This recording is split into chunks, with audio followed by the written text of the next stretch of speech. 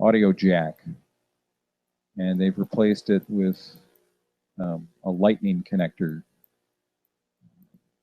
So there's also a lightning headphone adapter that you can get, so you can still plug your old headphone sets into it. The headphone jack was developed in 1879, so it's had more than 100 years, and it's time to go. And was it Phil, I think, was announcing it? Courage. Have courage to remove the old stuff. Yeah. 1879. You're talking about the telephone jacks. It was originally used for for telephones. That was one of the issues. Yes, is the phone. I don't know if the phone is waterproof. The watch is waterproof. I think the phone is water resistant. They're water resistant, is what they say. But yeah, the headphone jack was one of the big places. And I'm getting audio, Charlie. You should be getting it now too. Well, we have to close that video and start the second one. Tap it.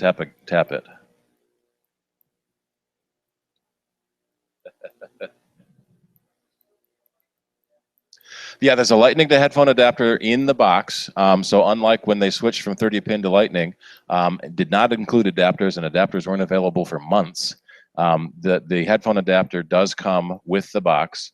And from what we've been hearing reports about companies that use the headphone jack for other things, like the Square Reader, that still works. And there have been a couple of blood pressure monitoring tools, and there have been reports that also works. By having that lightning connector, the third-party developers will be able to do a lot more things and a lot more fancy stuff, basically, in getting controls in and out of the phone.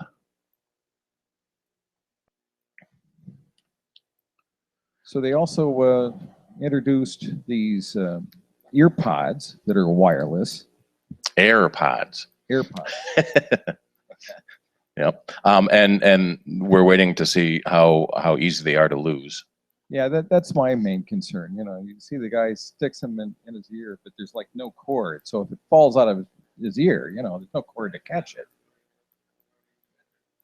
Yeah, to make a little lasso. I think that's probably what they're going to do.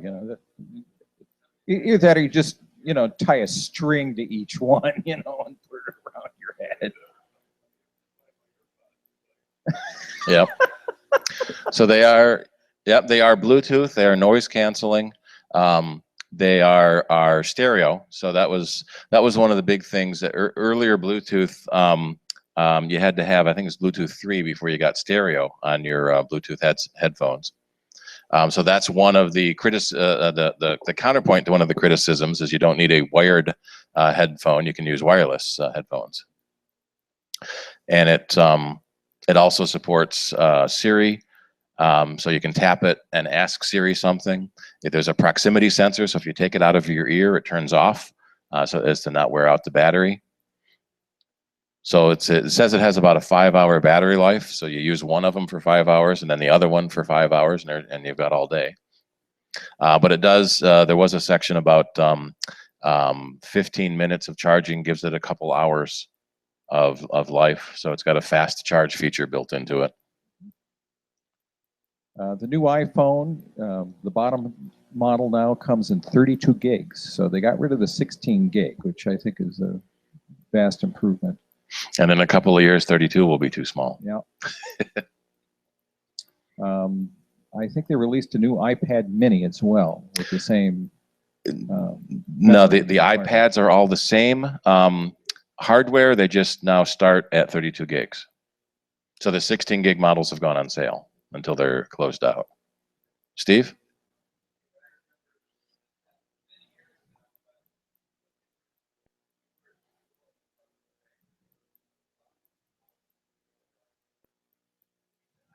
Yep. My first hard drive was 140 megabytes, and it was $2,000.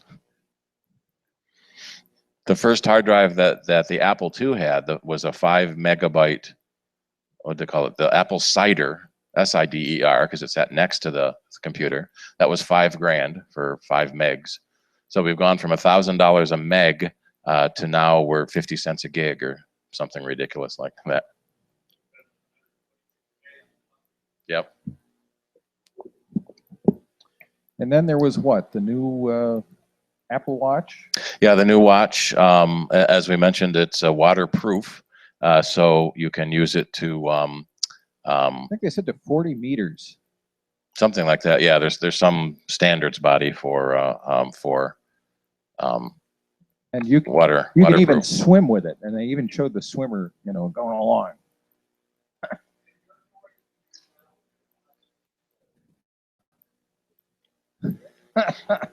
Well, theoretically, you have a scuba tank on. Also, the Nike 50 meters. Ooh, it has a dual core processor in it, so it's much faster.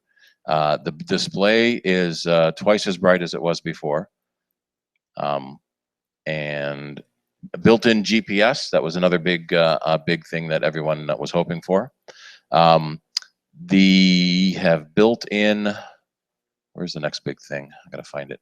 They built in a Nike Plus, so that if you have the Nike Plus running kit that helps track your runs, that's part of it built in now. They have more customizable watch faces. Siri can do more as well. More, of course, more and more bands. Yeah, I get the Hermé band. The band is $1,000 if you want Hermé leather. There's the Nike Plus. That model is not available yet. They're still on pre-order for that one. Actually, all the watches are pre-ordered. They don't come out until Friday.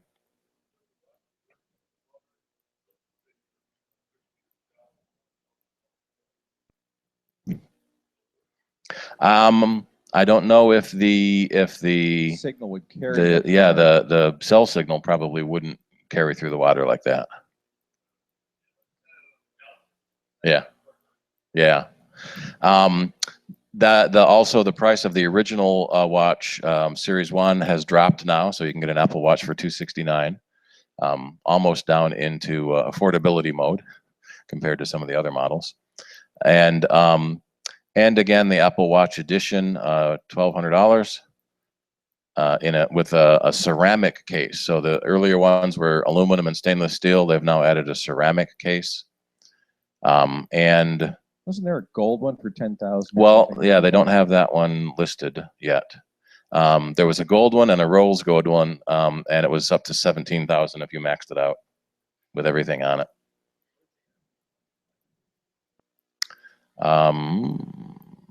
That was on a previous page.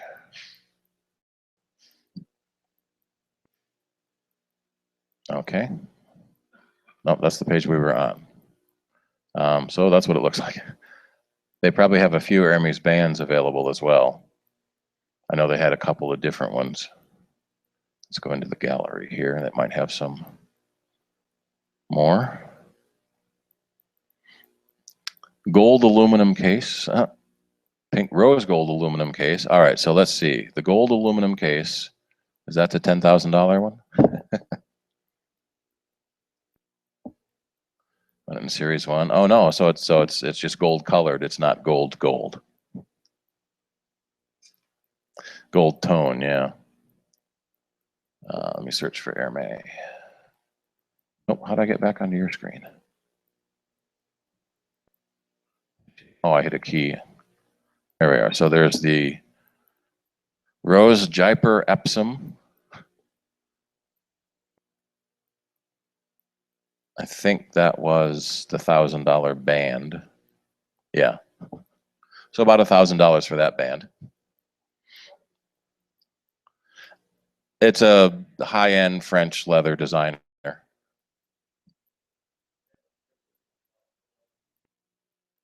Yeah, so that was kind of interesting. So Apple, the Series 1 watch, they had the gold and rose gold starting at $10,000.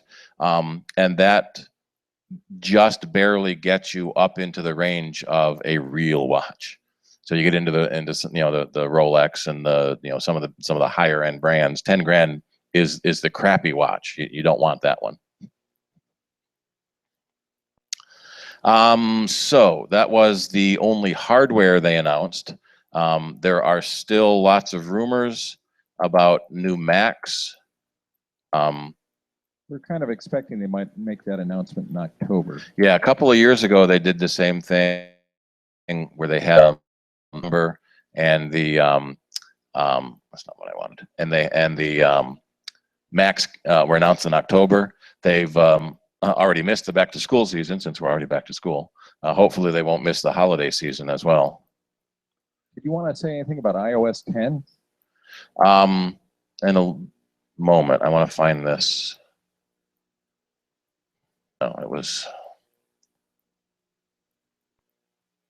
7 minutes. I think that's one of the websites had a really good short synopsis of the keynote that I was thinking we could play. iOS 10 is the first of the OSs to come out.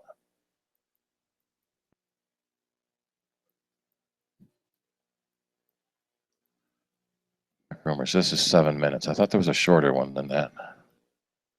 No, this is WWDC, not iPhone.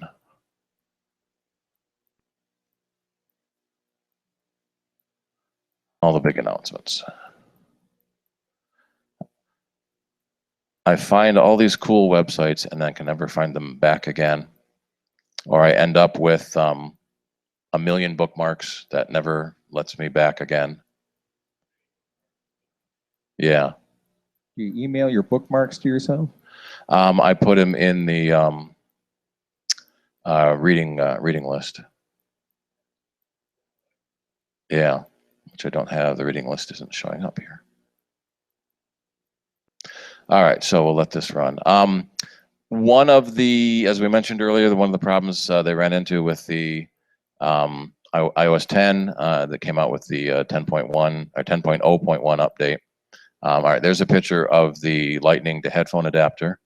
And that, again, that comes in the box. Mario, apparently this was huge because the audience erupted. We're getting a new Mario game for iOS. Apparently Nintendo is pleased with how good Pokemon Go has been running, so they're coming out with a new Mario game. As we mentioned, the phone now has two lenses, so you can do a close-up as well as standard. Pardon? Yeah, the phone button, did they have a, there we go, non-clicky home button. So the button doesn't physically move anymore. It's like the force trackpads on the new computers. You will feel a response back in what they're calling haptic, actually no, it's taptic feedback, a play on haptic feedback. And it's in essence, it becomes pressure sensitive. So if you push it a little bit, one thing happens. If you push it harder, something else happens. And one of the things they've done is that the iOS 10 lock screen, you no longer slide to unlock, which is, it's been that way for almost 10 years. Now, you push the home button to unlock the iDevice, and the home button, when you have Touch ID, is also your fingerprint reader to unlock it. When you're on the home button, and there's probably a slide for that later. Excuse me. When you're on the home button or on the lock screen, if you slide one way, you get notifications. Slide the other way, you get camera. So those of us that have been using the iDevices for a while, used to sliding to unlock, we're going to end up sliding to get a camera.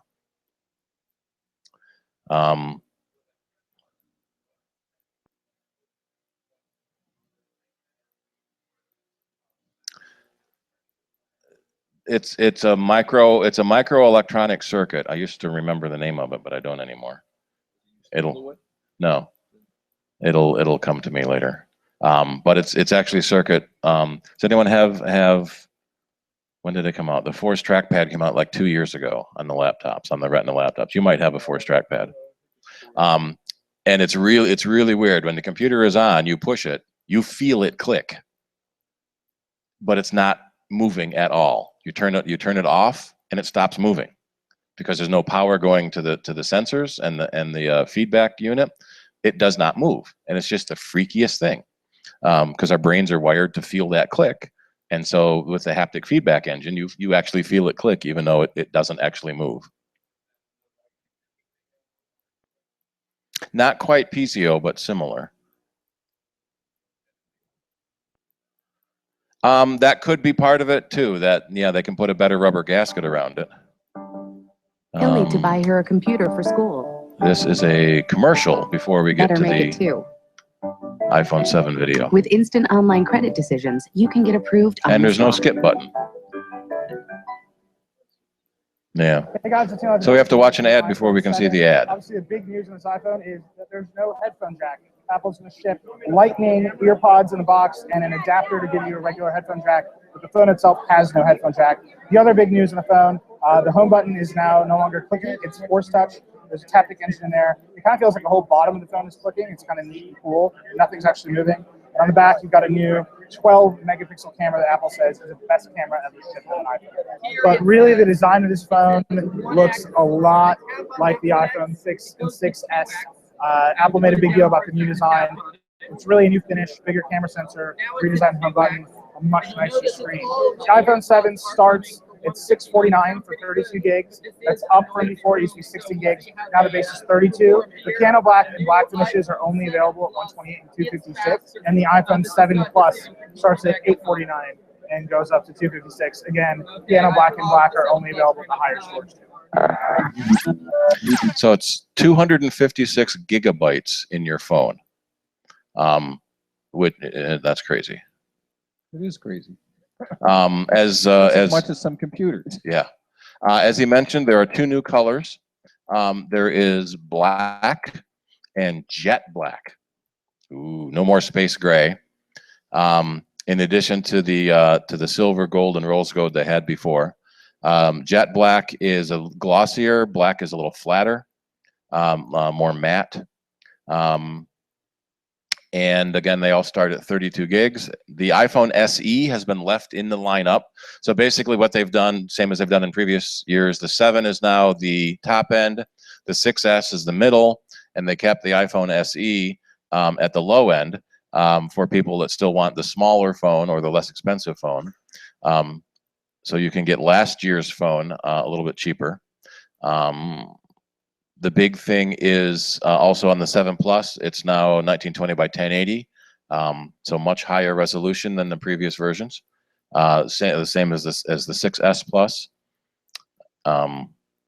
Double near, well, no, it said double the bright. It said double the bright. No, the watch was double the brightness, not the phone. So the phone is 500 candles per square meter, which I always get a kick out of that unit. The unit of brightness is the candle, which is how 1 candle. So if you have 500 candles and put it in 1 square meter, that's how bright the phone is. It is a hair difference in, oh no, those are all the same. 7.3 millimeters. Oh, none of the cases fit. None of the existing iPhone 6 cases fit the iPhone 7 because of the extra camera. So the camera hole is bigger. So the phone itself is the same dimensions, but because there's an extra camera, you'll have to get a new case.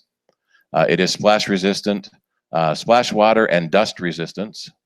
And then they have the new A10.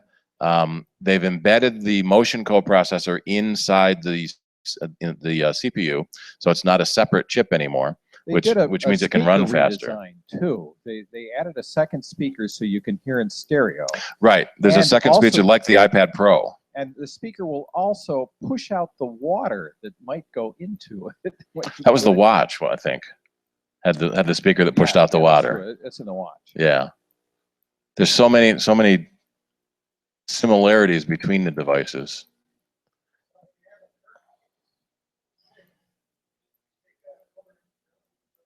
Yeah, if you want to drill a hole out in your case, you can do that. Yeah. All right, here is a short video on the phone. Johnny Ive, Chief Design Officer. We have created a product that is the most deliberate evolution of our original original founding design.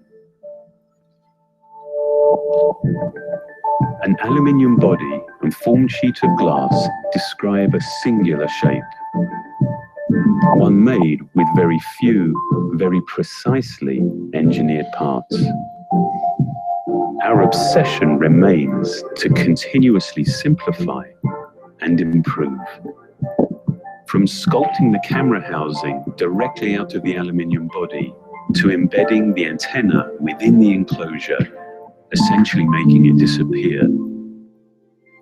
Each refinement serves to bring absolute unity and efficiency to the design. To define one truly uninterrupted form, we've developed a whole new process to achieve our high-gloss black finish. This begins with rotational 3D polishing. A specialized compound flows over the intricate geometries of the housing, removing imperfections, establishing a seamlessness between materials, and producing a pristine mirror-like surface. The enclosure then goes through an anodization process, which creates a protective oxide layer. A single component dye is absorbed through a capillary effect to ensure maximum saturation, while actually becoming part of the surface itself. Finally, a magnetized ultrafine iron particle bath is used to polish the anodized layer to a superior high shine. When complete, iPhone 7 is the most singular, the most evolved representation of this design.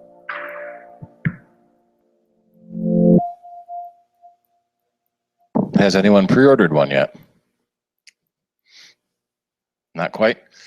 So pre-order started a week ago. It will start shipping on this Friday. You can pick one up at the Apple Store, although if you didn't pre-order it, it may take you a few months to get it now. Apple also.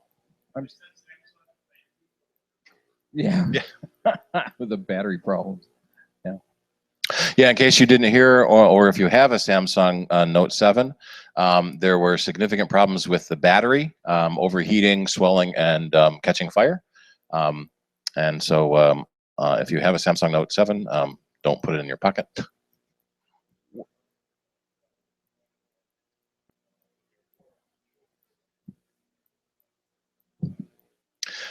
There are general concerns with the chemistry of lithium-ion batteries.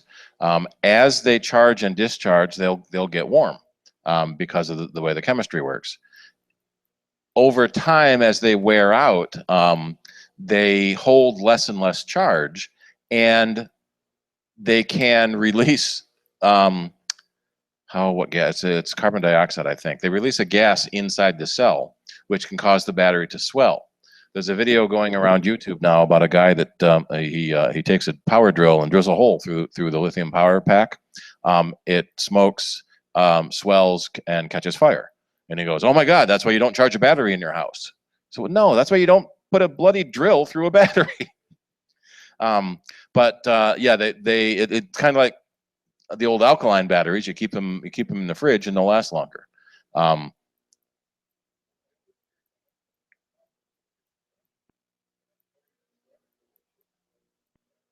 If it gets too hot, it will shut itself off, and you'll actually get a temperature warning on the phone itself.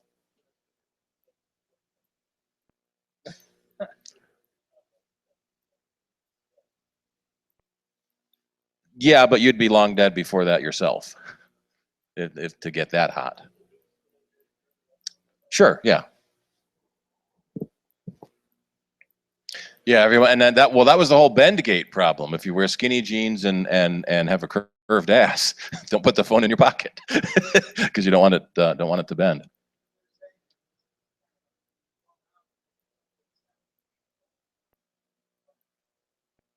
Yeah, so it's a huge safety issue for the very, very tiny percentage of people that it's happened to. Yeah. I wanted to mention. I had a that thought. Apple does have a program where you can get a new phone every Yes. single year, and you pay something like, what is it, $32 a month? You pay not much more than the iPhone upgrade program. So you pay not much more than you would for the phone by itself. And I'm not eligible. I just want to know about the program. And you are eligible to get a new phone every year, basically. So if you're the kind of person who wants the new iPhone every year, you can join this iPhone update program, and you will get the new phone every year. You have to turn in your old phone. So some people will sell their old phone to finance the new phone. And of course, I can't find that program anywhere. Let's go back to the iPhone page. So if you do like getting the new phones every year, that is an option for you. There it is, iPhone upgrade program. So so you get your phone and the upgrade program for $32 a month. And so, in a year when the new phone comes out, you can automatically get a free new phone.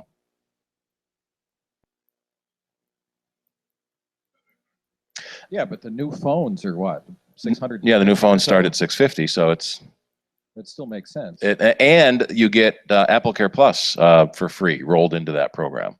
So that's $129 addition too.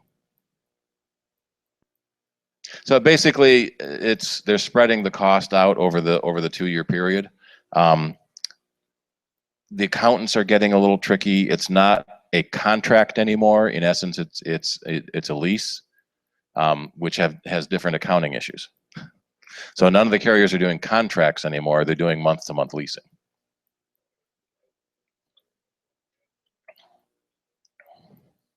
I don't know. You'd have to check with Verizon. This is Apple's upgrade plan. Alrighty.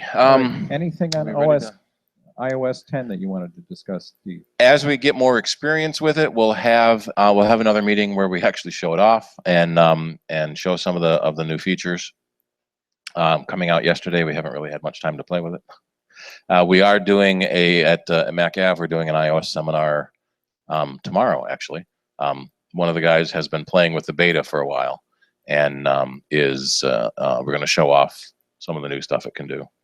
Although I think that class is nearly full. We've got like 6 or 8 people already in it. Okay.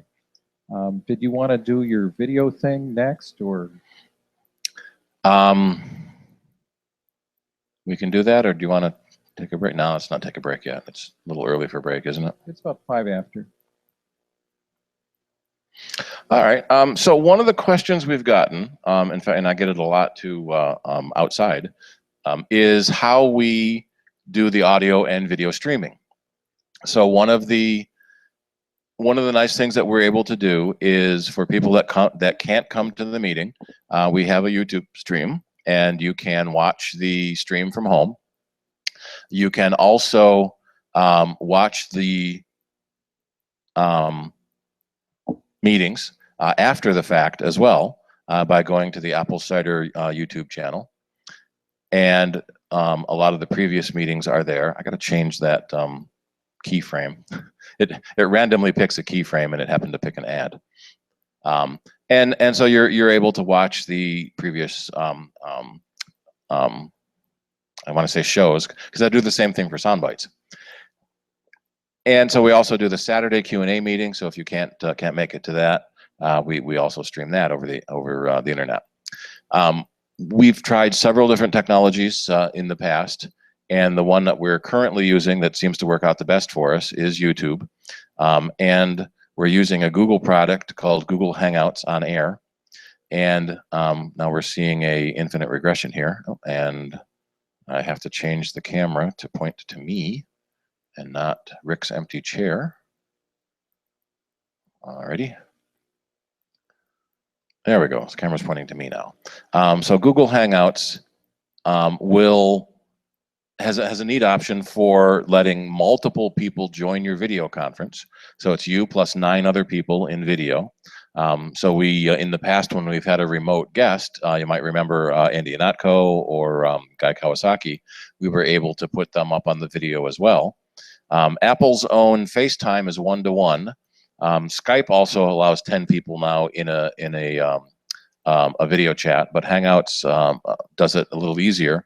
And Hangouts will also stream it into YouTube, since Google owns both properties. And it's really neat to be able to start that broadcast. So this is my Hangout screen, where I see a preview of what's happening. And we're sending this desktop screen into YouTube. So you're seeing a picture of a picture of a picture of a picture of a picture, which is a little confusing. Let me mute the camera there for a moment. And the Google Hangouts screen allows you to have, as I mentioned, up to 10 people in the video. So you can have other people that aren't available in the room with you. They can join the Hangout, and each successive person would show up as their own little icon at the bottom. And Google Hangouts also automatically switches the camera to the person that's talking, which is kind of neat. So you don't have to worry too much about switching cameras if you're doing just Google Hangouts.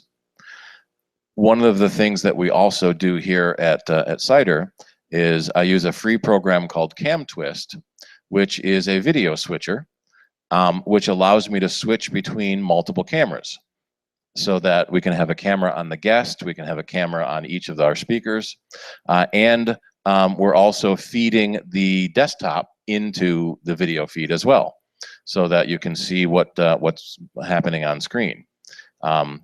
Jim Bastone, is he here tonight? Suggested that. Thank you, Jim. We used to point the camera at the screen in order to let the people see what the presentation is, but it never worked really well. Most of the webcams are designed for close-up, and so it didn't really work to show the screen. The quality wasn't that great, and I was able to get a plug-in for CamTwist called Desktop. So now it will feed the desktop into the camera. So when I go to Google Hangouts, I'm telling it just one camera. That camera happens to be the CamTwist software, so I can switch multiple cameras. So right now I've got the desktop showing, and I have a picture-in-picture camera, and I can go over here and change the picture-in-picture camera. So I can switch to that little camera that's sitting on top of the PA, which isn't pointing at anything interesting now. Switch it to Rick's camera, so where the camera pointed to where Rick was sitting, or switch it back to my camera. So it's in essence, a multi-million-dollar video switcher and camera studio in one free program. Ideally, it would be nice to have someone else running the camera software and recording software, but with a volunteer organization, I'm the volunteer.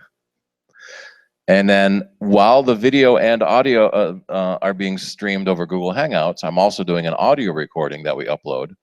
So if you want audio only, that's available on our website, as well as the audio and the video from inside of YouTube. So if you want to watch the video when you're not here, or you want to watch a video after the fact, if you go to the CIDR homepage, we have buttons for the live video stream and video archive. And right now, it shows that this is the live now. There are 3 people watching. So I'm one. Charlie, are you still on? Is anyone else in here watching in here? Carol? Okay. Quite often, we will have multiple people watching it for people that aren't here. And so you can go back into previous playlists and see all the previous meetings that we've done. Yep.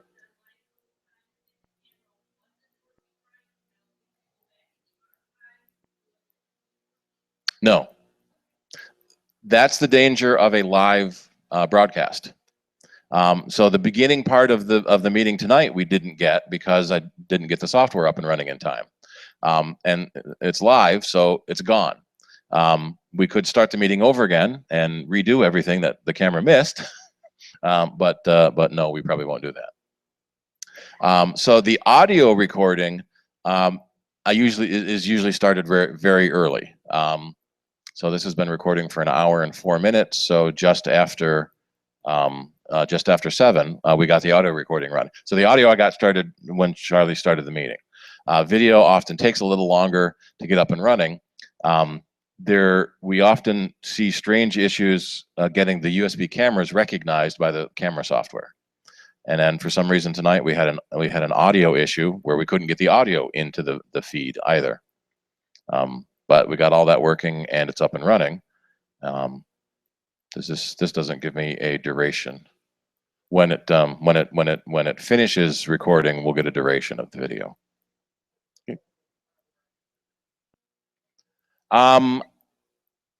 We originally were using an iSight camera over FireWire 400, and at the time that was a really good camera. It's not anymore. So we've got this Logitech C920 camera, which is like $80, and it's HD 1920 by 1080, high def camera, and it works really good and gets a really good picture when we need it. And then we've got the FaceTime camera. Speaking of which, the FaceTime camera in the computer that I use when I'm talking. So I have to remember to switch back and forth between the two. But you can use any video source in CamTwist, USB or FireWire. There's a commercial program called Wirecast. No, is it Wirecast? Oh, that's the streaming software. What's the editing software? No, it's $500, which is one of the reasons I don't use it. A couple of my clients use it, and it is. Oh, Jim is listening. Thank you, Jim. Jim is watching at home. I think I had a demo downloaded. That it does multi-camera. It does all of the video switching that you typically see in a big studio. But it's rather expensive because it is designed for more of a professional arena. And I'm not going to remember the name of it offhand. It'll come to me later on in the meeting. So it's really nice that all this free software exists and free streaming and free hosting. We at one point were using a service called Ustream, which is also a very popular streaming service. They changed their storage procedures. They used to give you 10 gigabytes of storage, which was fine for us. It would last for months and months. The typical video feed is under a gigabyte, so that was a long time available to us. And then they changed it to 30 days of storage for free without paying for it. So that was one of the reasons we switched over to YouTube. So far, I haven't found any storage limit on YouTube. We haven't paid for anything. The one limitation that I did find is that your video can't be more than 8 hours. At the end of 8 hours, it automatically stops and you have to start a new video. That has not been a problem. Yes.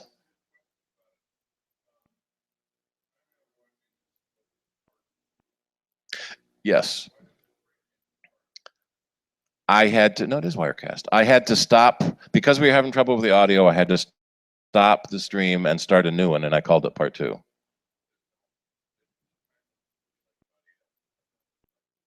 Yes. Yep. On each video, the time limit is 8 hours.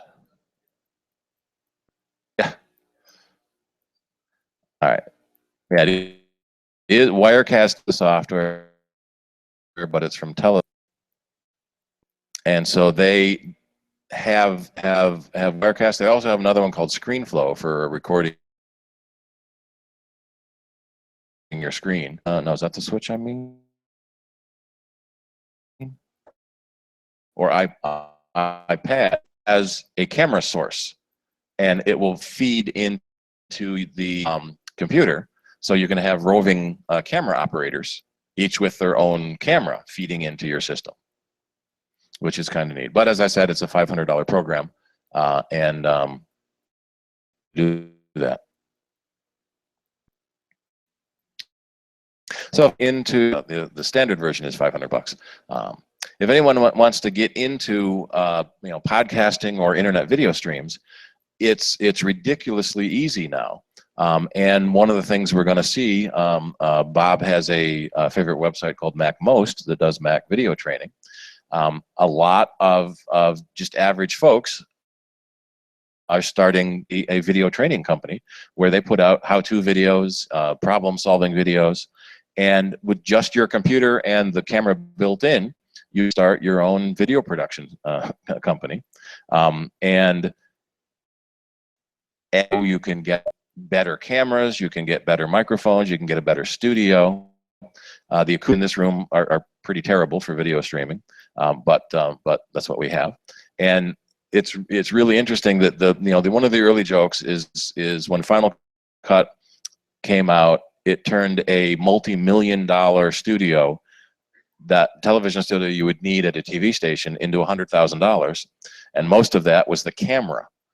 For 10, 20 grand, you could buy several Macs, tons of storage, all the software you needed, and have a video production studio that was pretty much the same. They had Apple had a big section on their website for a while about people that had done it.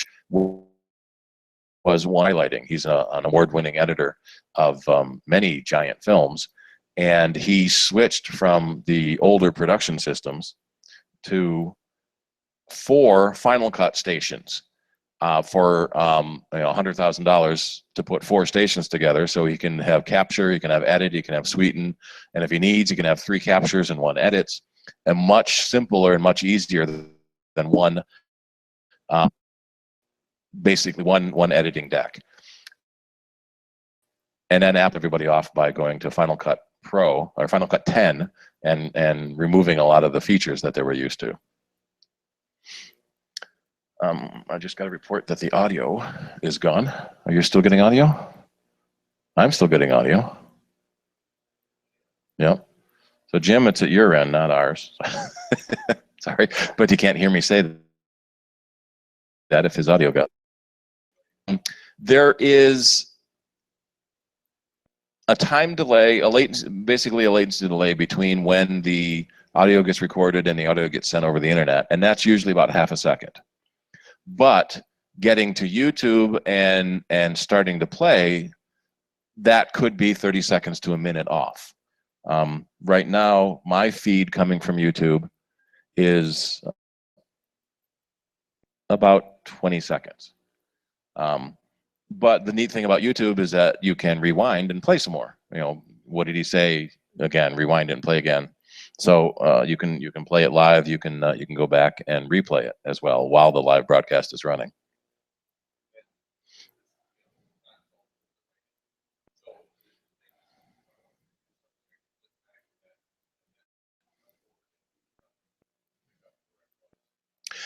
So yeah, you could rewind it to watch something again. You'd have to remember where you were to pick up where you left off, because if you go all the way back to the right, it'll go back to live. Yeah. Yep. Yeah, it's kind of like the DVRs now on televisions. You can hit pause, run to the bathroom, and then come back. In fact, a lot of times when we're watching TV, we'll do that. We'll pause it for 5 or 8 minutes or so, just so we can fast forward to the commercials. Fortunately, we don't have commercials here, so no one has to fast forward through them. So as I mentioned, YouTube is free streaming. Cameras come built into your computers now. You can get a pretty decent camera for under $100. If you have an old camcorder or a new camcorder, you can plug that into your system, and that becomes a camera. And then Cam Twist is a free video switcher. A lot more effects built in, even using now. Wipes and dissolves and fades and all kinds of cool stuff, all for free. And it's really neat to be able to do your own production studio. Rick?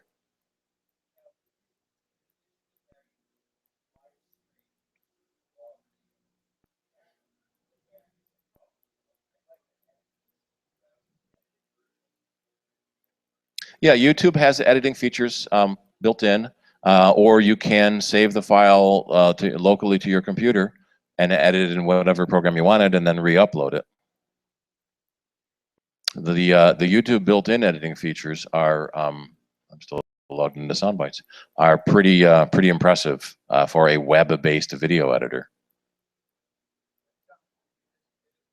Yep, that's probably what it's using in the background. So we do the same thing for the Soundbites radio show. So we have the Soundbites episodes available. There's an edit button. Let's see what happens. And the show is available again live streaming, or you can go back and watch it again later, which is sort of the definition of a podcast, where shows were put on the internet and then you download it to your iPod and listen to it later. So it's, in essence, a podcast becomes like a DVR for internet radio shows. And there are so many really good, in essence, internet television channels that you almost don't need to watch real television anymore.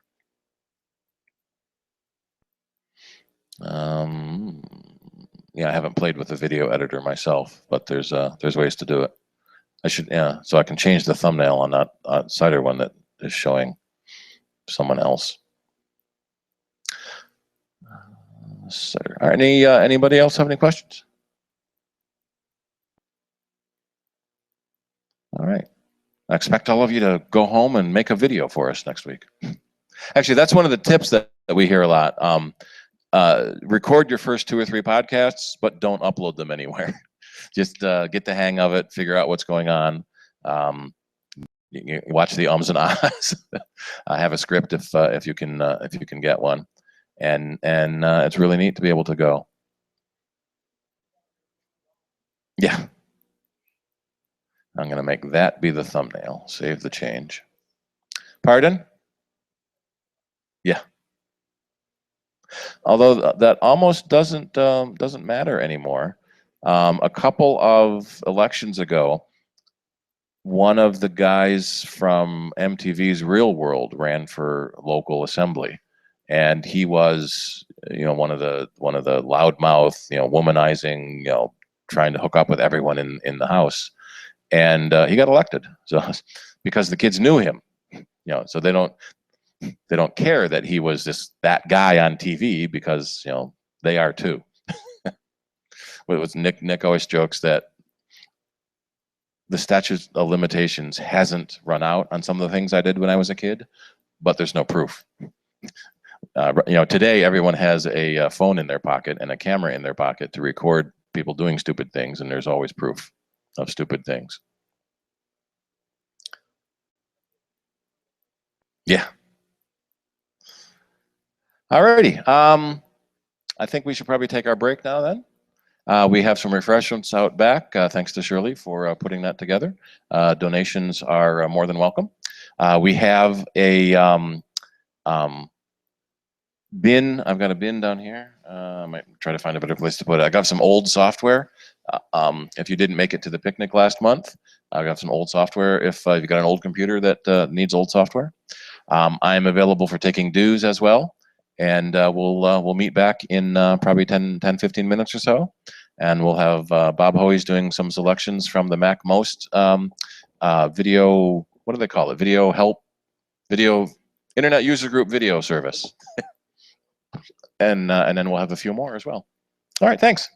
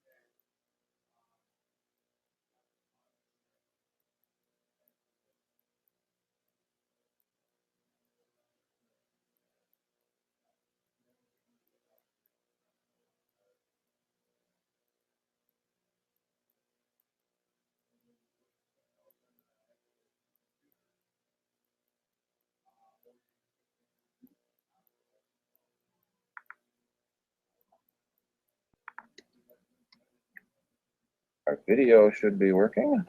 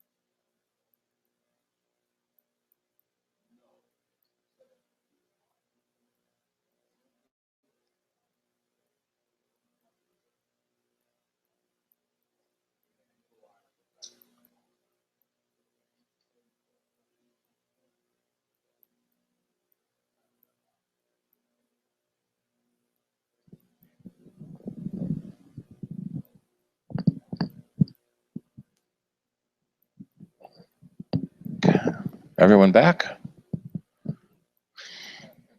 Save.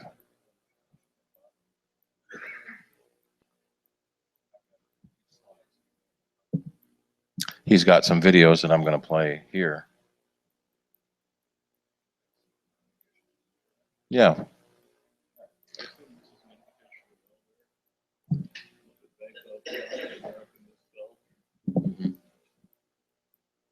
All right. Let me get the camera switched again. So we've got you on the camera. And you'll need to turn your AirPlay on again. Turned off? Yes. No, I'm sorry. That's silver. Mm-hmm. Yep. Yeah, there's a full screen button here somewhere.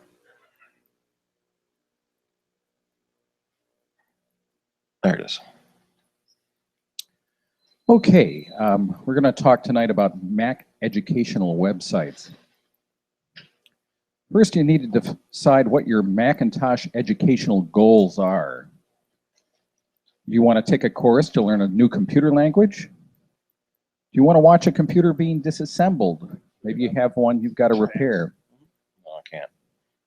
While he's doing that. Do you want to research something to buy? Maybe you need a new hard drive. You want to get the latest Apple news? Or do you just need to fix something, like, you know, your cord that's come apart and you're not sure how to disassemble it? Okay, well, there are some websites that can help you out.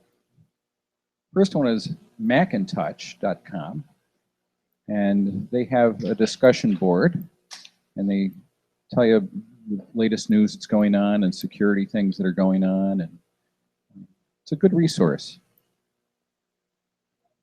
They've been around for a long time, since 1985. And then there's Macworld. Macworld has reviews and news, video, how-to videos, stuff for your Macs, your iPhone or iPad, OS X, iOS, apps, business and entertainment. You have the latest stories.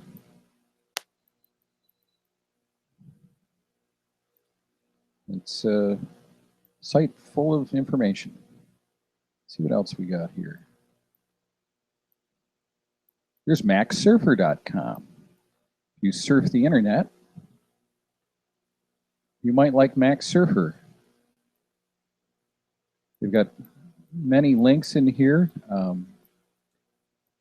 You can keep track of all the general interest, hardware, software, how-to reviews again, press releases, Stuff on Apple on OS 10. They've got links to other places as well. We've got the latest reviews. And they update it constantly. As you see, like, here's articles from 6:41 in the morning this morning, another one at 7:08, another one at 4:13 in the afternoon, and so on and so forth. All right, let's see what else we got. InsanelyGreat.com.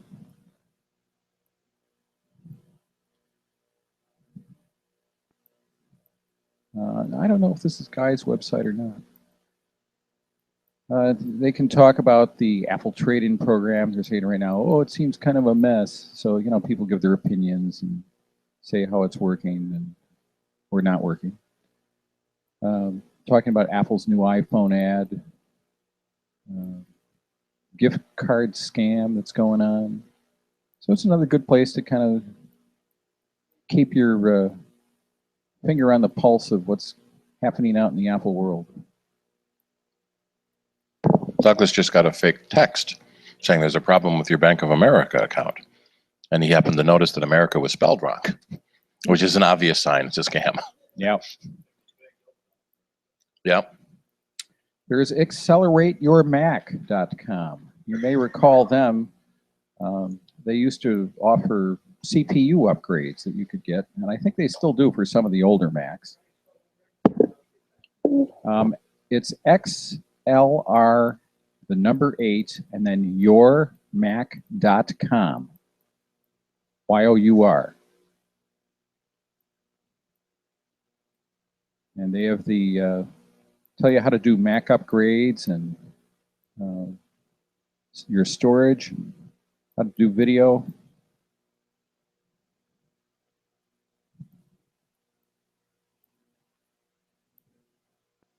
Lots of news there. This one's especially nice for the older computers too. Trying to keep an older computer up and running. Yep.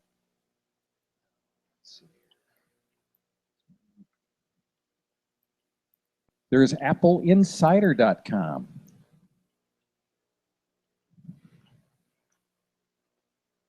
They have reviews and deals, pricing guides. There's a forum for different topics. They have podcasts that they do. And they have the latest information on like the iPhone 7 and the Skylake MacBook Pros. You can see they've got some good deals.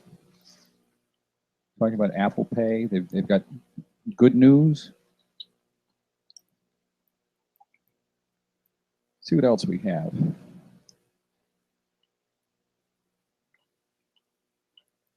There's forums.macresource.com.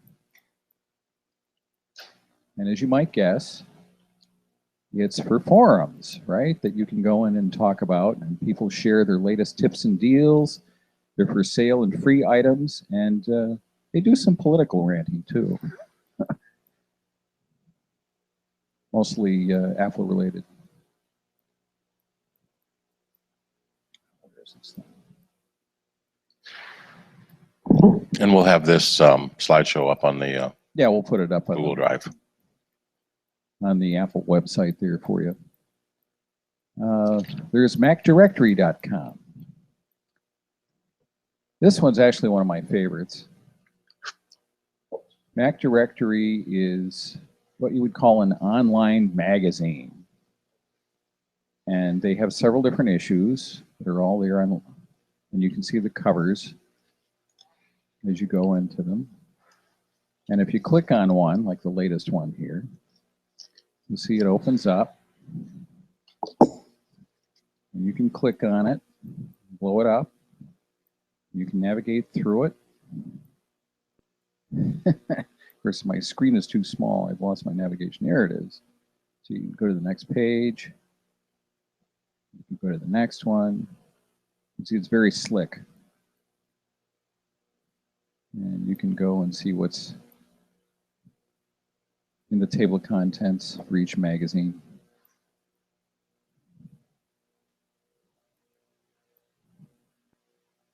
So I highly recommend that one. Let's see, what else do we have here? Tidbits.com.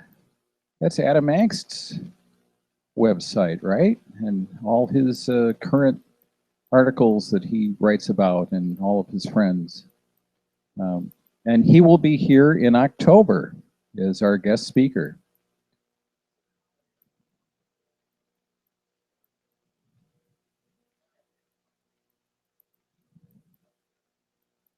Oh, nice. So that'll be great when Sierra comes out. Maybe we can get him to talk a little bit about that when he's here. Yeah. Adam, can you bring us some books? So we'll see what happens with that.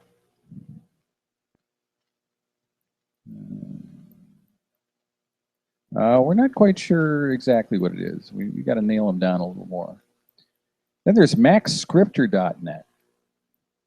MacScriptor is great for doing things like working with AppleScript and Objective-C and Xcode. There's a code exchange there.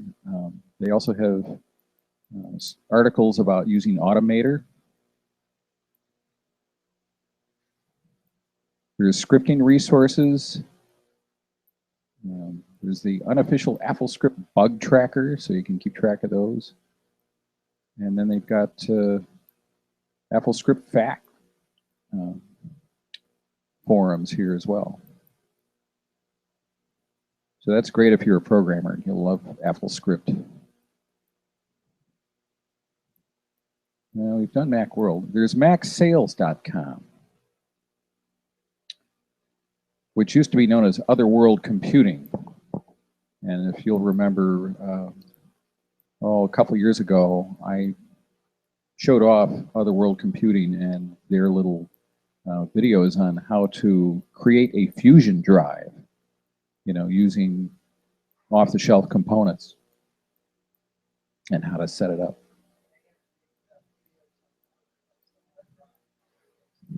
That's right. A lot of good do-it-yourself videos. And they have that My Upgrades button sort of in the center. You put in your computer, and it will find exactly the right parts for you, and the RAM it needs, the hard drives that will work with it. We are a Otherworld distributor, so we can sell all their products as well. We got into them for the iMac adapter kits, where you can put a SSD drive into your iMac without replacing your existing drives, or you can replace the optical drive with an SSD and then put the optical drive external. And that was part of that. You can make your own fusion drive by having an SSD and a spinning drive together. Mm-hmm. That's what I was just discussing. All right, what else do we have? Oh yeah, there's YouTube, right? When you go to YouTube, if you type in things like, how to fix my Macintosh, you'll find that there are a lot of videos come up, right? My Mac is running slow, how to fix it. How to fix a MacBook Pro that will not turn on. There's an easy fix to it. And these videos, can really help you to fix a problem that you might have with your Mac. The one thing you have to be wary of, in fact, I think it was the second one in that list at the top, some of these are ads for programs. There was one for Mac Cleaner near the top. Mac Cleaner is one of those crapware programs that offers to clean out your computer for money, but it doesn't really do what it says it's going to, and what it does already comes with the OS to begin with. So there's a lot of these crap programs for your computer's running slow. Run Mac Keeper, Mac Cleaner. What's the other one? There's a bunch of them all in that similar name. So you have to be a little wary about the ones that are just ads for a program and not somebody independent. Yeah, it's the second one down here. My Mac is running slow. How to fix it? Mac Cleaner. Yeah, buy this program. That's Mac-Cleaner.net. So Mac Cleaner might be something. Might be a different one. What we see too is a lot of the same program shows up from different vendors with slightly different names. The original publisher isn't too picky about who they license it to, and so just a bunch of crapware companies buy it and and sell it and buy ads. And it's always, is your Mac running slow? You should buy our program. Well, whenever you're on the internet, you should always be careful about the places that you go, and take anything that you do see with a grain of salt. And you have to make a decision: do I really trust what they're telling me or not? And if there's any question, go somewhere else. And you can always ask the internet too: is such and such a scam? And it'll come back and tell you, yeah, we think this is probably a scam. You better stay away from it. Yes.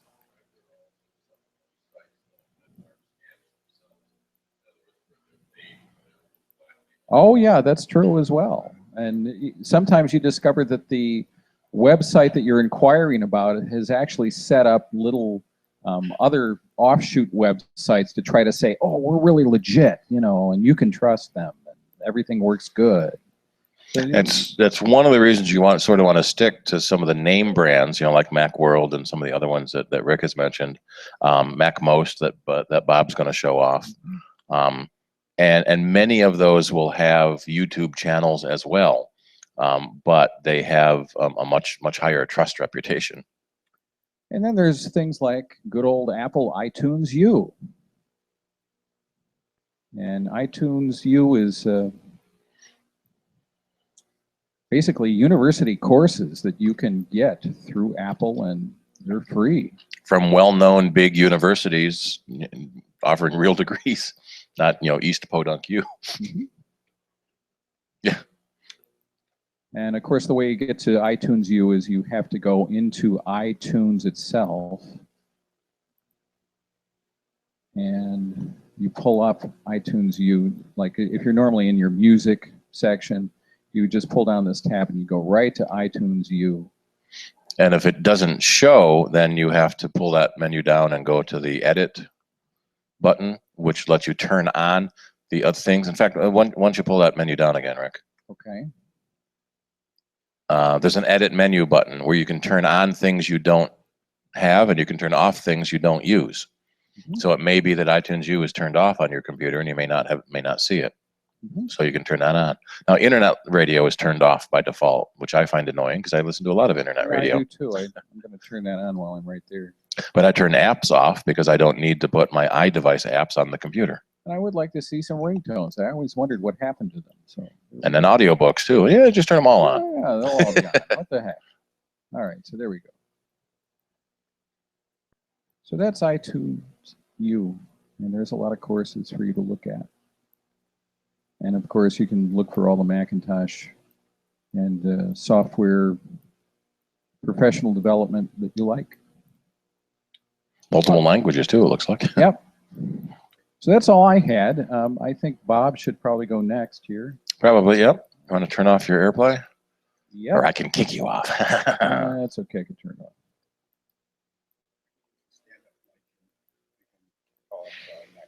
Mm-hmm.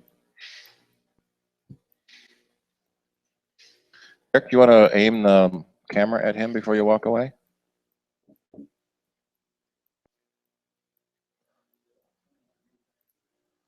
Aim. So you got to go right and right, a little bit righter, little up a little bit.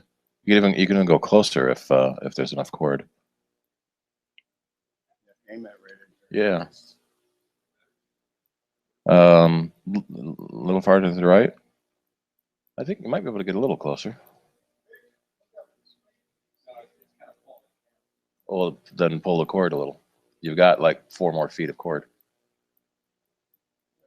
Oh, it's all wrapped around stuff.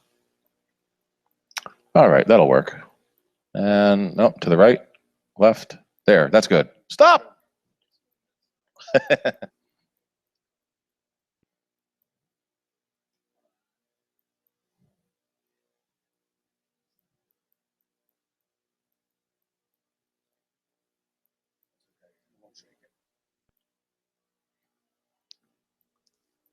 Okay, my topic is MacMost.com.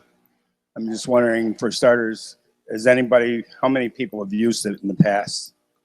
Has anybody gone to MacMost.com? One? None. Okay, well, this is a site that I recommend a lot.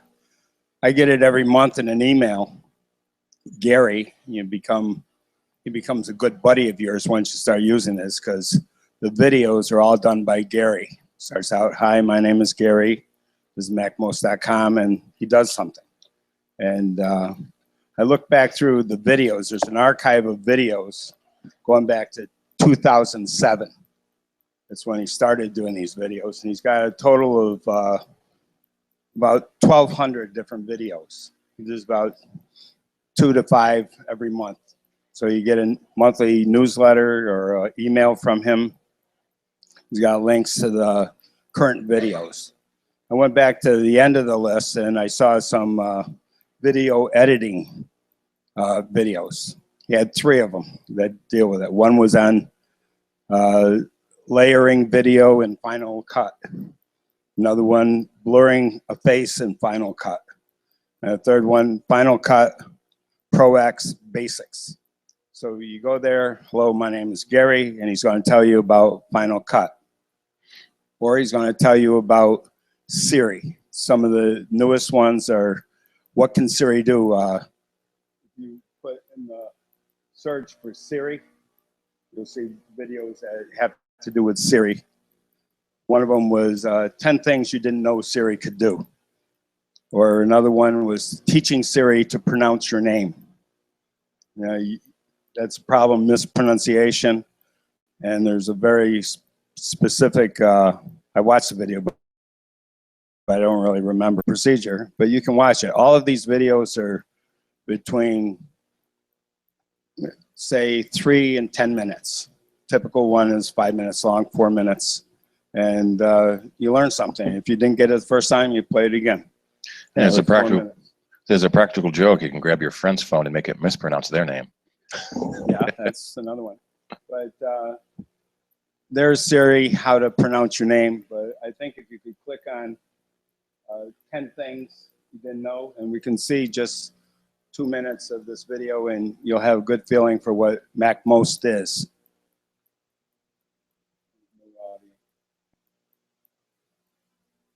At their leisure, at the next table over, rummage through your files. You miss them, say. So you want to "Oh, make sure you have a good Gary." password on your computer. On this And you want to episode, make sure let me show the you password Hang on. screensaver is turned on. I'm So that is in I'm system playing in the preferences, background. under security and privacy. Why am I playing in the background? Oh, because we under- were looking at the cider videos, and so I was playing in the background. Sorry.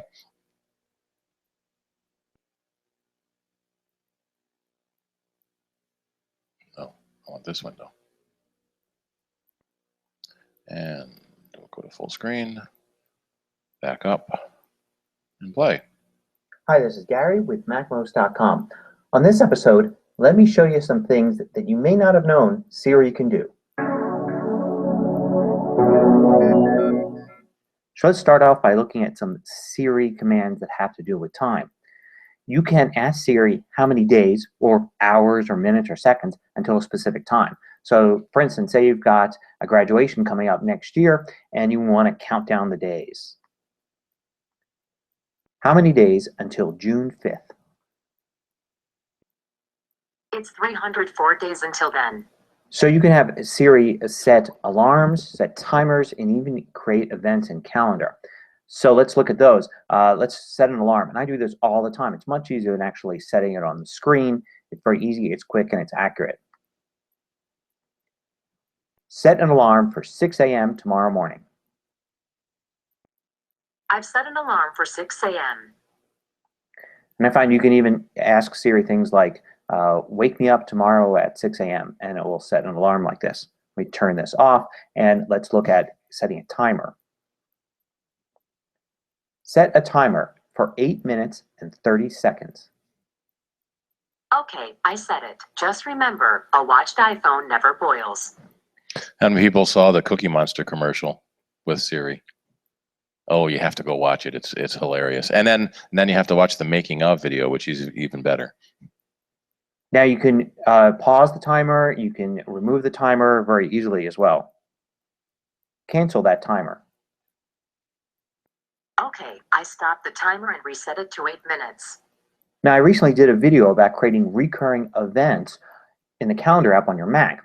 And as a lot of people pointed out, and most of us know, you can't do that on iOS. It's never been a feature in a calendar app on iOS to set recurring events. But you can actually do it using Siri. Not all the options are available, but you can do some basic stuff. Create a recurring event for every Tuesday at 9 a.m. called breakfast. Okay, I set up your event starting Tuesday. Shall I schedule it? Yes. Your recurring event is scheduled starting 9 a.m. Tuesday. So you probably know you can do simple math with Siri. You can ask Siri to add numbers and multiply numbers, things like that. But you can also do some more complex things and some very useful things like this. What is $87.53 plus 21%? Let me have a look. The answer is about 105.91 US dollars.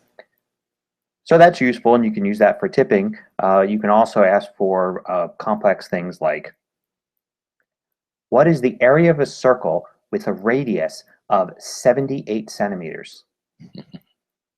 Do your homework. Checking. Okay, I found this. You can also ask Siri to help you with random numbers. So for instance, you could be very general like this. Random number. It's 53. Or more specific, random number between 40 and 53.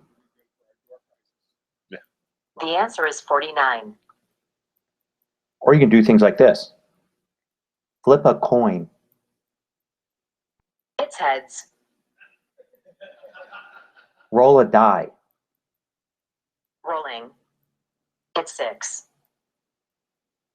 Roll a d20. Okay, 18 this time. Pick a card.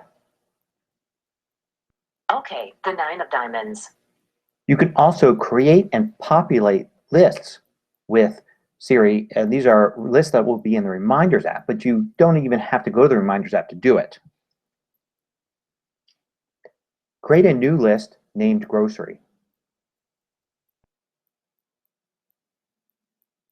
I've created it. Just tell me if you'd like to add an item to this list. Add milk to the grocery list. I've added it. Add cheese to the grocery list. I've added it. Add bread to the grocery list.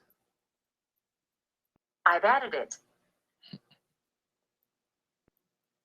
Show me the grocery list. Here are your reminders on your grocery list. You can ask Siri to translate for you, but it only really works well for single words. Still, it's kind of useful. Translate bathroom from English to French. Let me have a look. Here's some information. What works better is definitions, because Siri will actually read the definition to you. Define Renaissance. Renaissance means the revival of art and literature under the influence of classical models in the 14th, 16th centuries. So this one always seems to impress people. You can have Siri tell you what song is currently playing. Now, if it's the song playing on your iPhone and you're asking Siri on your iPhone, it's obviously going to figure that out quickly. But if nothing is playing on the device, it will actually listen with the microphone and will identify the song, and it's pretty accurate.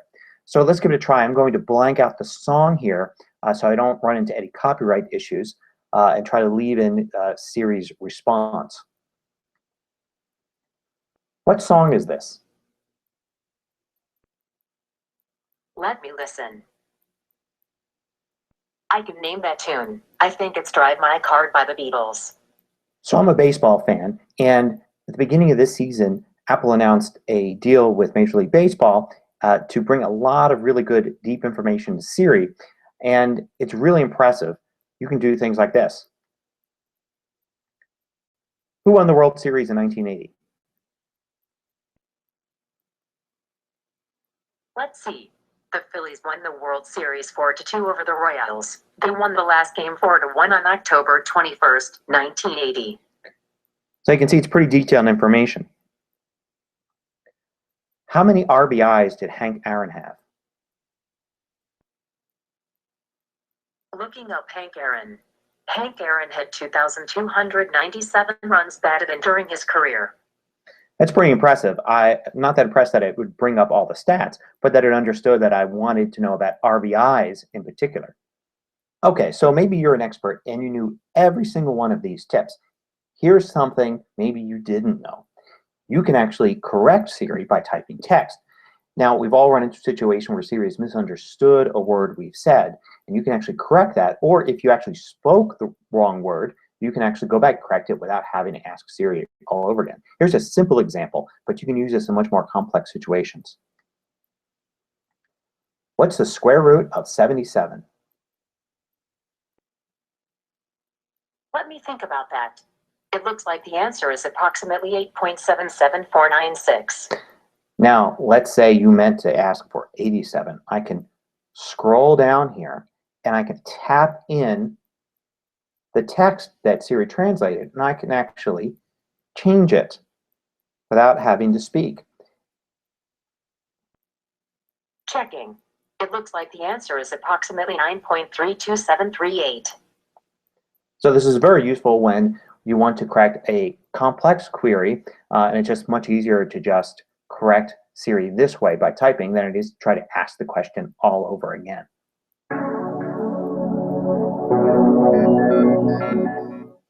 Siri also has a sense of humor. You can ask her to tell you a joke. Before the iPhone 7 announcement, people realized they could ask her to tell you about the iPhone 7, and she would make some snide comments about, wait until the announcement comes out. I made a sarcastic remark after Siri gave me an unsatisfactory answer.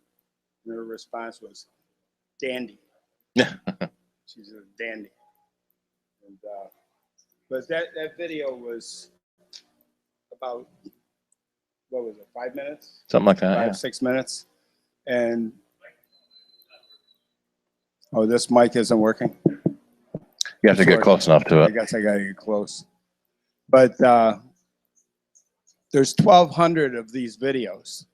So, and they're categorized by, some of them will be unusable, like if you get one with Jaguar, questions specifically about Jaguar or some obsolete operating system. They're there, but it goes back to 2007. And so new things are coming every month. There's maybe 10 new ones every month. And don't need to deal with the obsolete ones. You just go to what you want. But you might have a reason to go back for something, and you might find it there.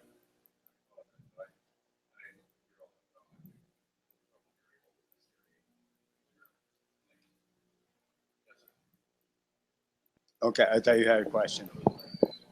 Okay, well, I'm pretty much done. I don't want to bore you too much. They've got a bunch of categories too. You can scroll through and you may not know what you're interested in, but there's categories you can look at. Right, that's what I was alluding to, because Yep. they're all categorized by operating system, podcasting, security, and so on. It sounded just like Shazam. It is Shazam. But If you look at I the- never used it for that. But If you look at the bottom of the Siri results, it usually tells you where it got it from. All those math calculations came from Wolfram Alpha, and the music came from Shazam.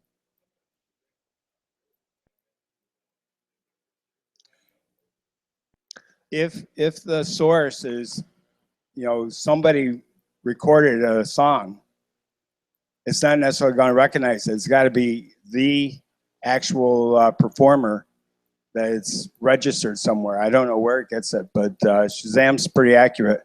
But if you're going to a wedding and there's a band there playing My Sharona, it might not recognize it.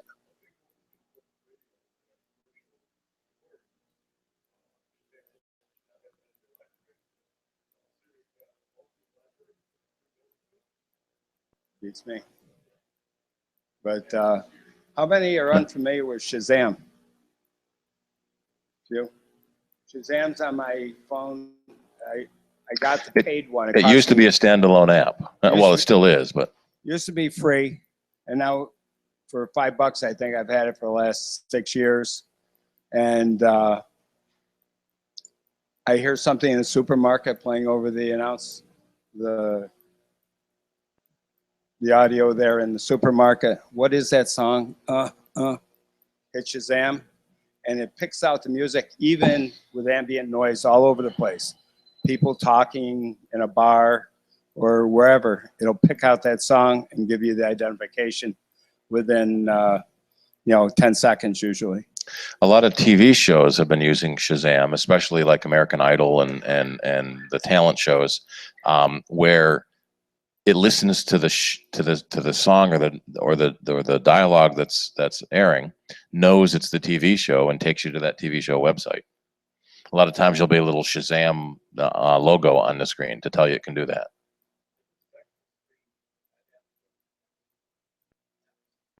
Well, there were two Shazams. One was free, and then there was a better one that had a $5. Well, yeah, when Apple included Shazam capability in Siri, it kind of killed the Shazam standalone app. So they have a pay version that does more. Okay. Any other questions? There was some, I know I was going to say something more about Shazam. I have it on my desktop map, and it's playing all the time. So if there's music on the TV, it's always telling me what the most recent music it heard in the room, identifying songs off of TV shows, or if I want to, I got a huge number of songs in my iTunes library, and a lot of them are mislabeled. It says it's this song by that artist, and it's really that song by this artist. And it gives me the identification, so then I can go back into my iTunes library, make the corrections so that the text accurately depicts what the music is.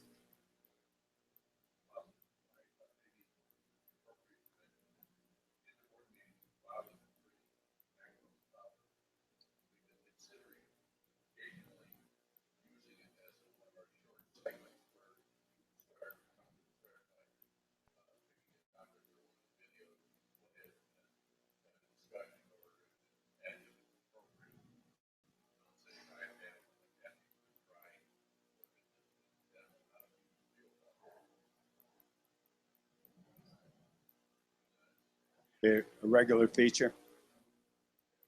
It's a possibility.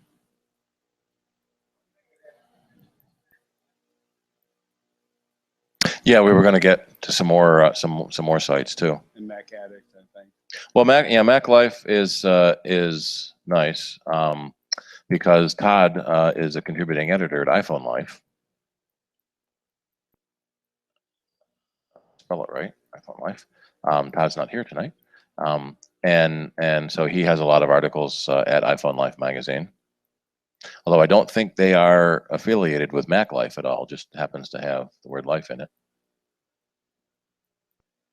One more thing about MacMost is my little group that meets on Saturday.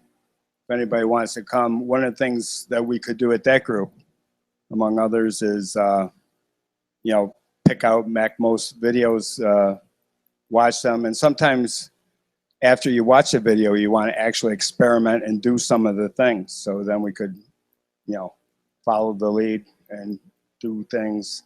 And sometimes they're not self-explanatory, so we can collaborate to try to understand when somebody's using language that we don't really understand. So if you want to come on over Saturday. So I just found an article on what the water resistance on the iPhone 7 means. So it's got the highest rating against dust, but the water rating is only a 7 out of 9. So generally that means you can submerge it for a meter in fresh water for 30 minutes. So when you drop it in the toilet, you can grab it out real quick. All right, yeah, thanks, Bob. That was good. Does anyone else have any sites they go to frequently? Before I get into some of them that I use.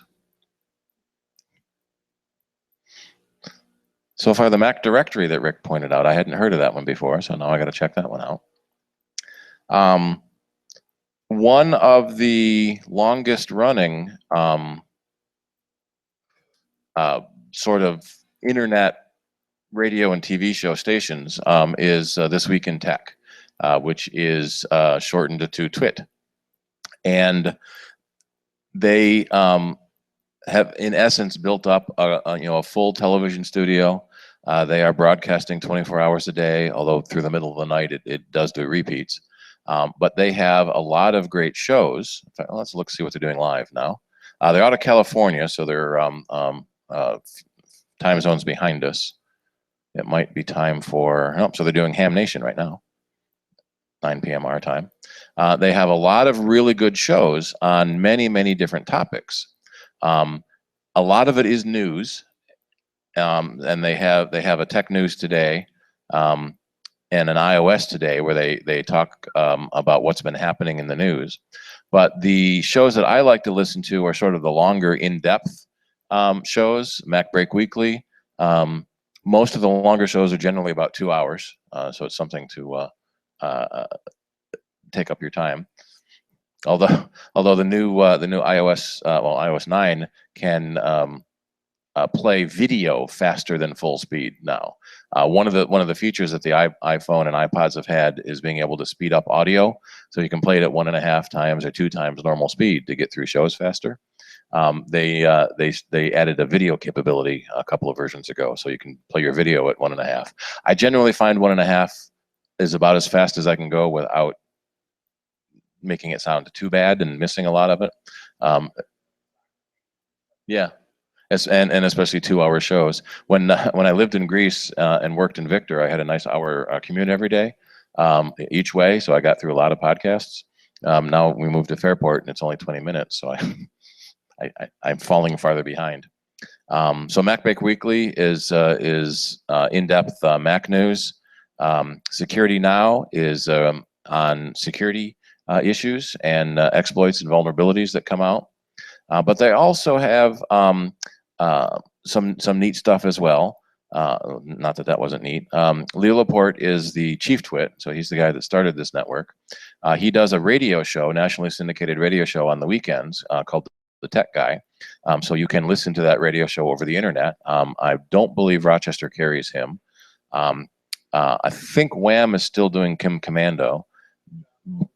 Yeah, but she sort of has a I don't know, a marginal reputation for just reading news, not really putting her own comments on anything. Where Leo has taken that and gone a lot farther with that with the Tech Guy. There used to be a TV show on some of the higher cable channels. I can't remember the name of it now. Screensavers. And it was a network that Paul Allen put together, and it got sold to Comcast, and then got sold to Ziff Davis, and eventually got killed.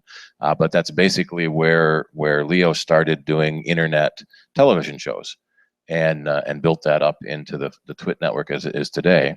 And in fact, he just finally got control of the Screensavers brand name that he created while at Comcast. Comcast wouldn't let him use that name, even though it's been like 15 years. And so she started a new screen show, so it's a variety show for tech. But some of the other stuff that they have that's neat is the Know-How channel.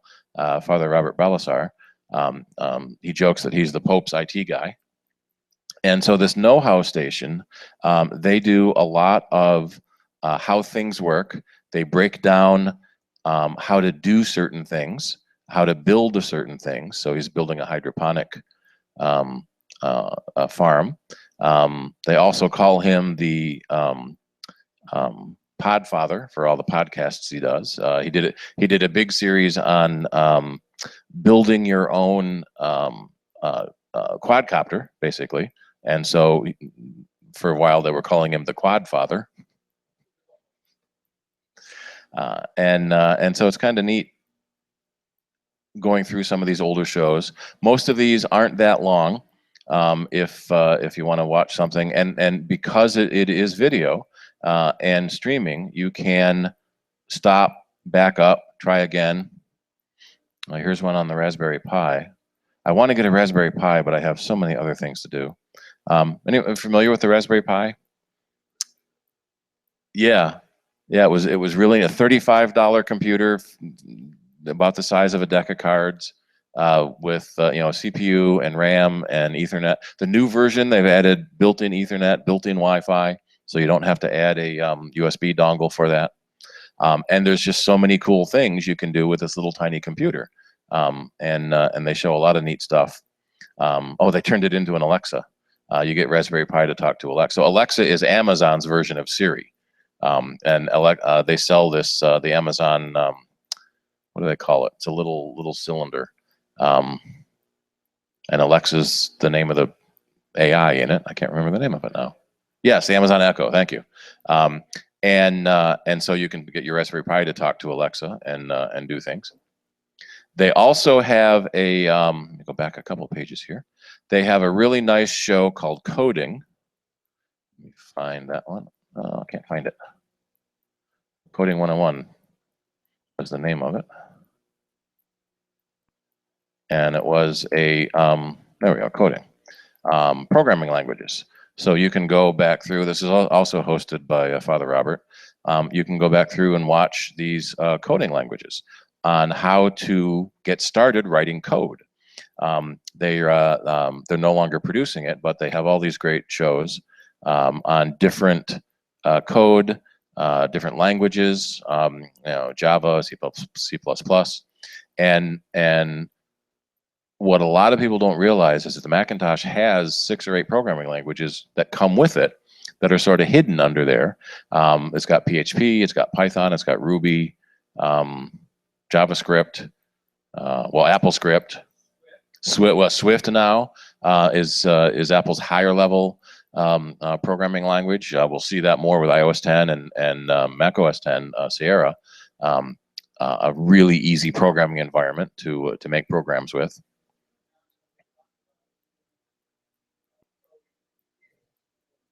Swift, yeah, that's Swift Playground, and it's available with iOS 10 on iDevices. And there's sort of 2 halves to it. On one side of the screen, you actually write the code, and on the other side of the screen, it's executed immediately. It's an interpreted language. So one of the first things the tutorials help you do is you write a little game and move a character around the screen, and it's really, really cool. And now that iOS 10 has been officially released, we're hoping that someone will be able to do a demo of Swift Playgrounds for us. That might be a Todd thing, but he writes in C, so I don't know if he's playing with Swift. Yeah, it's not very Swift then. No, we can make puns all the time. So it's the Before You Buy was another one where they review products, so you can see what new things have coming out. This is another one they've stopped producing. One of the problems is that you get into a really good show, and then they stop making it, and you're annoyed. Home Theater Geeks is really interesting if you like home theater. All the new technologies coming out, the new televisions, the new video standards. We all want that 110-inch 8K Samsung monitor for I think it's down to 20 grand now. Hit the market a few years ago at 50 grand.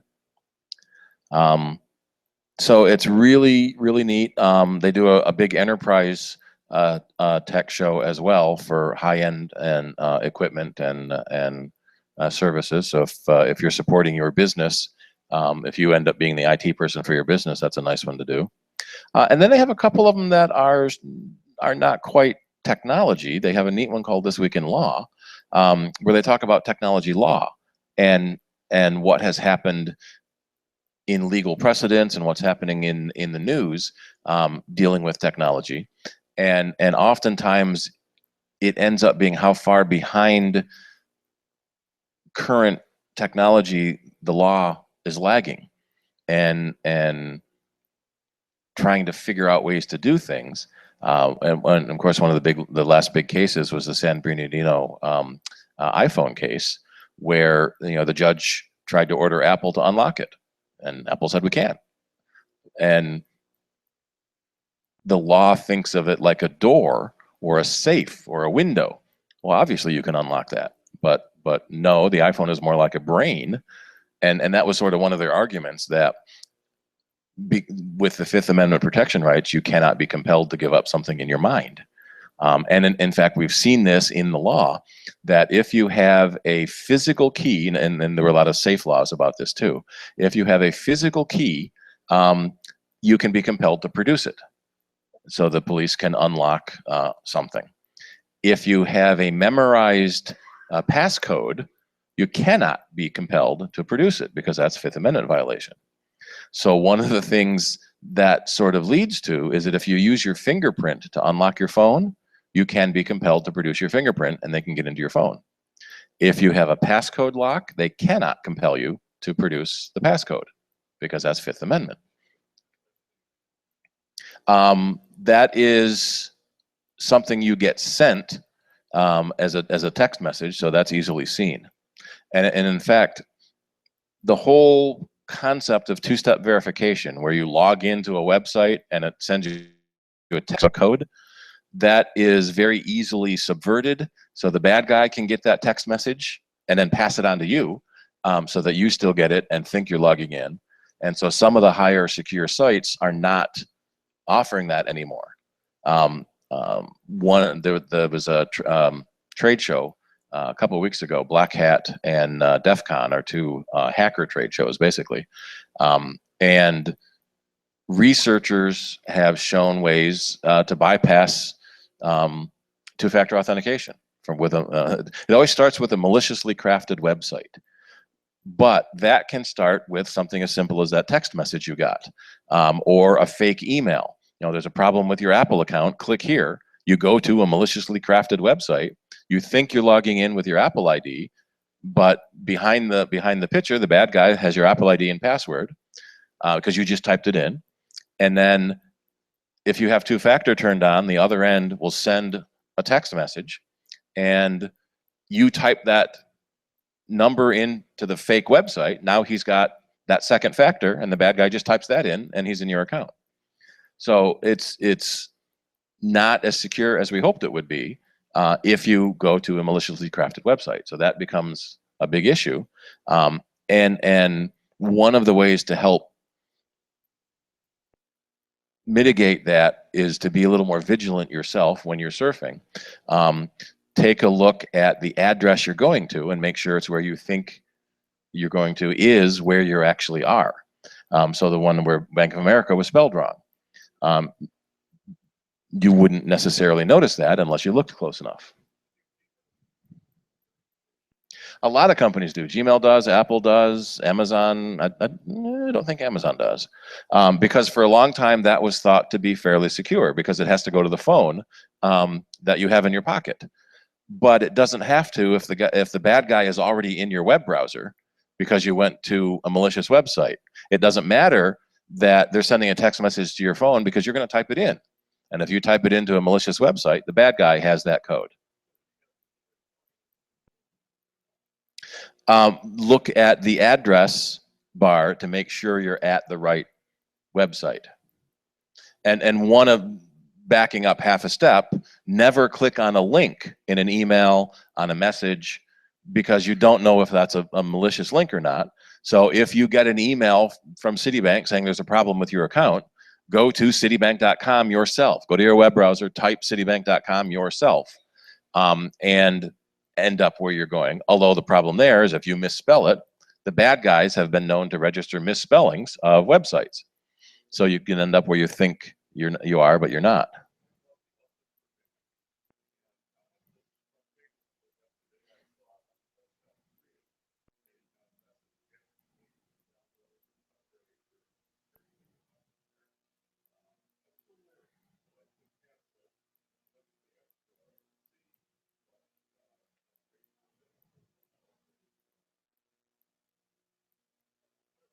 Mm-hmm. Right, because Microsoft does not sell updates through the App Store. So you have to go to the Microsoft website to get Microsoft updates. Yeah. So the trick is to know what legitimate updating software looks like. So the Apple update icon is the A with the blue field. So I have one update waiting to install. So that's the Apple update. The Microsoft update program, I happen to know where it's hiding in my system, is a green icon. So this is the Microsoft update icon, which is probably what you saw because they did release an emergency update yesterday, day before, yeah, yesterday. So you need to know what the good icon looks like to help you recognize the fake icons. There has been a huge problem with fake Flash updates because Flash gets updated so often. The bad guys will put out a fake Flash update. Some of them don't even bother with the Adobe icon. They'll just use a generic installer icon and trick enough people. But sometimes they'll use the right icon. And the thing is, it's so easy. So here's the Microsoft icon. I can go in there and I can copy that icon and paste it into my malicious program.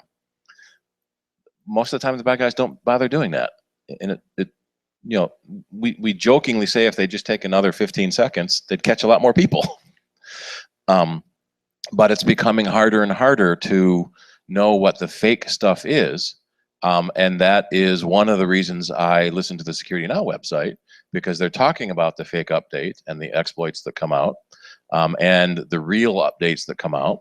In fact, a couple of weeks ago, Apple pushed out 2 updates about a week apart. The 934 update that fixes a problem that the Cisco security engineers found, and then a 935, yeah, it was 935 update that fixed a problem that was talked about at Black Hat. And you may have installed the 934 update, and then there was news on the net about Apple issued an update to fix a problem, and a lot of people thought they already installed it. That was last week's problem. There just happened to be 2 problems about a week apart.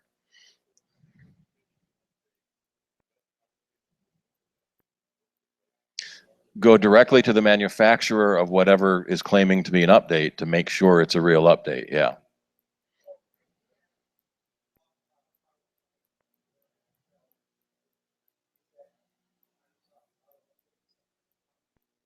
Yes, it is hiding, unfortunately, so you don't necessarily see it. It's hiding in your support folder. But in all of the Microsoft apps, there's a check for updates command that launches the Microsoft Auto Update itself. And then it shows up in your dock, so it's the green icon that looks like a clock. And now this is telling me this 14.6.8 update came out yesterday to fix a critical security problem. So getting to know what the real windows look like and what the real icons look like can help you spot a fake. But if I didn't trust this, I could go, in fact, I shouldn't even trust this. This says it's going to Microsoft.com, but it's really easy to hide a link behind text. So I could click on this and end up somewhere else that isn't Microsoft.com. So if you don't trust it, go to Microsoft.com yourself and search for updates manually. Charlie and then Rick.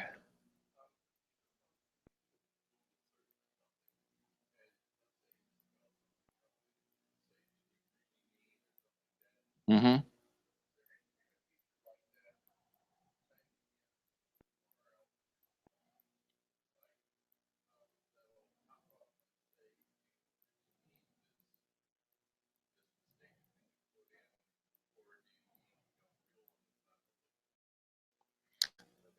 Yeah, so the question is a Google search, Google checker built into their search program. And if you spell something wrong, Google will catch the misspelling and ask, did you mean the right spelling? So the question is there something like that for websites? The short answer is no. That's not how the web was designed. I go to that address. If that address doesn't exist, you get an error message. It's usually a website not found, which is how the bad guys are able to register misspellings of company names, because anyone can register any name that isn't already registered. So what becomes a problem then is companies, especially as you get more popular, will have to register misspellings of their own name so that if someone misspells it, they go to the right place. PayPal had a couple of problems for a while. A 1 and a lowercase l look very similar. So there was a malicious site for a while that was paypa1.com. And so you look at the address, and it looks like PayPal, but it's a 1, not an L.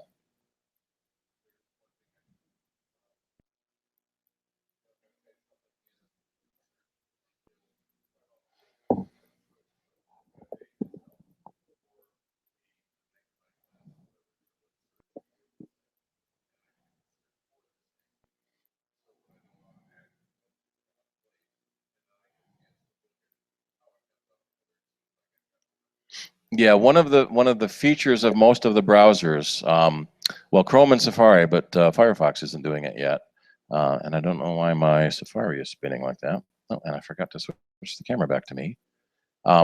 The unified search bar. So the bar at the top of the screen, if you type an address, it will go to that address. If you type something else, it does a search for what you typed for. So if I type www.applecider.org, it just goes straight there. If I type apple cider, it does a Google search for apple cider.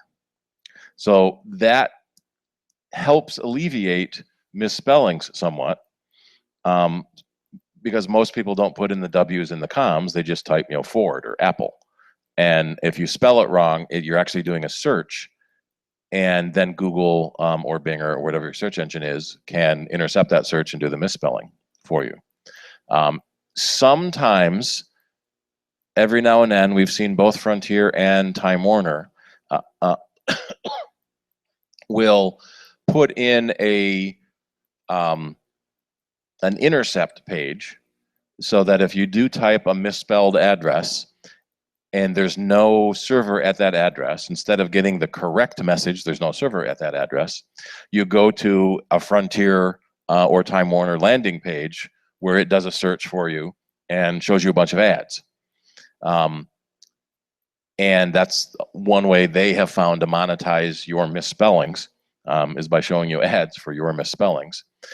Quite often there's a preferences command where you can turn off that intercept so that that you get the real not found error. Rick. That's too, yeah. Maybe not, because Safari's not working. I can tell you at least. So This Week in Tech, twit.tv has a whole bunch of them. And most of the time, the guests they have, especially on MacBreak and some of the other shows, will have their own networks.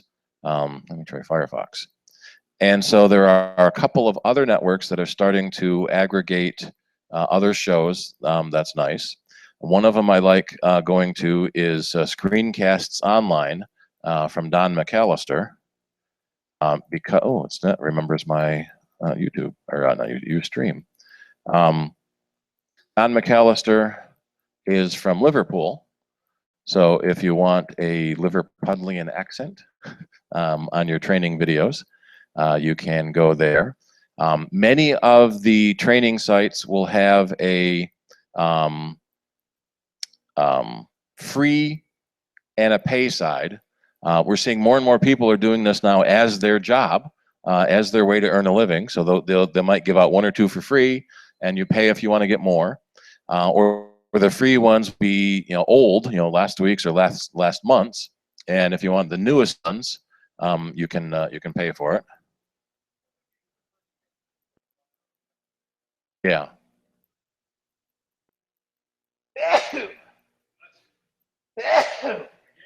Thank you. There we go. Trifecta. Interrupted. All right. I don't know what's happening here with Firefox. Trying to do too much. Maybe. I've got the audio running, I got the video running, I've got the streaming running, I've got the recording running. Everybody else in the room, yeah. Screencast online. All right, let's go there. There we are. So he's got videos on new stuff. Looks like he doesn't do as many free videos, or you can sign up for the free account and get some of the free videos, and you get a free printed magazine as well. I haven't been to this one in a while because he's usually on Mac Break, so I listen to him there. And then there is iMore, which is my favorite Mac news blog at the moment. There was a big shake-up at Macworld, and everybody left. Chris Breen went to work for Apple, we hear. Jason Snell started his own site, I should mention that, 6 Colors. I read that one a lot. 6colors.com, because Apple people bleed in the 6 colors of the Apple rainbow. There we go. And so he does text, and so he has text messages, and he also does podcasts on different topics. In fact, they do some non-technology ones. They have one on TV. They have one on pop culture. They're actually doing some radio plays. But he has several technology podcasts. And then, as I started to mention, iMore and Rene Ritchie, they have a bunch of podcasts available. In addition to their regular text as well, they have a podcast called Apple Talk. And I subscribe to that, so I don't remember where it is on the website. Let me do a search. He's Canadian, from Montreal, so you can listen with a Canadian accent. Which is one of the neat things about this stuff on the internet is it's people everywhere. Patrick Béja has a podcast out of France, and it's kind of interesting hearing technology in other countries and how things are different. French telecom laws are quite a bit different than American telecom laws. And then probably the last one we should talk about is Khan Academy. So here I've had an address bar. I'm in Firefox, so there's an address bar on one side and a search bar on the other side. And I want to search in Google, not Yahoo. And so Khan Academy, it's probably just khanacademy.com. Khan Academy is another one of the websites similar to iTunes U, where you can get khanacademy.org. You can get full classroom level, primary, secondary, and higher education classroom subject or topics as if you were in the class. And it's not working here. Java, I think JavaScript's turned off in Firefox. My Safari finally reloaded. Academy, and so it's okay. I spelled it wrong, and the city school district, because we're running through their proxy server, stopped me from going to the wrong place. Technically, and I spelled it wrong again. Technically, that is a violation of Internet Protocol. You're supposed to come back with a 404 not found error. Now let's try this. There we are. So different subject, different grade levels, different preparations for different tests. So you can watch classrooms as if you're in that class directly. So there's all kinds of stuff to find. Now they're going through YouTube. We're seeing a lot of these places will use YouTube as their distribution point because it's free. Gavin has these horses. Is the number of horses in each picture below So here's an early math. more than, less? So yeah, does anyone else have any sites they use or want to mention? Yeah. All right. So Saturday at noon is the Soundbites radio show on Jazz 90.1 FM. At 1 o'clock is Bob's iWork study group, or web-based educational, MacMost videos, iPad talk. Sometimes you talk about. At 3 o'clock at the JCC will be the Apple Cider Q&A meeting. And then next Wednesday, the 21st, will be our board meeting. Everyone is welcome to come, although if you do come, it's a good way to get volunteered for something. And then remember, next month, October 12th, we're going to be having Adam Engst coming and talking to us as well. All right. Thanks, everyone, for coming. And please be careful of the wires as we're packing up.